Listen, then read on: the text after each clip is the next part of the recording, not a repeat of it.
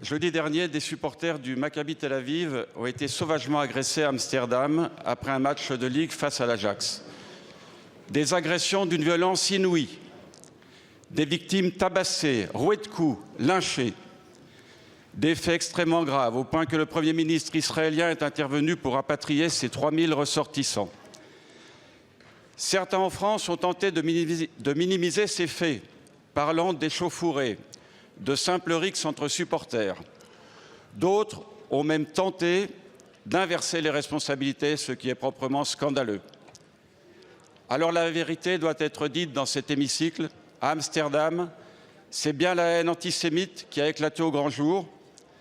Les agresseurs n'étaient pas de simples supporters, mais des sympathisants pro-palestiniens. Les victimes n'étaient pas de simples supporters de clubs adverses, mais ont été ciblées parce qu'elles étaient juives. Il semblerait qu'Amsterdam fasse désormais partie des capitales européennes où les juifs ne peuvent plus se déplacer en sécurité.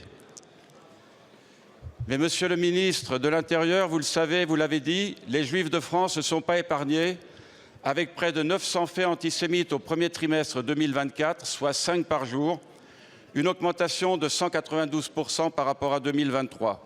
Et vous l'avez dit, les atteintes antisémites représentent les 2/3 des faits antireligieux en France, alors que la communauté juive représente moins de 1% de la population française.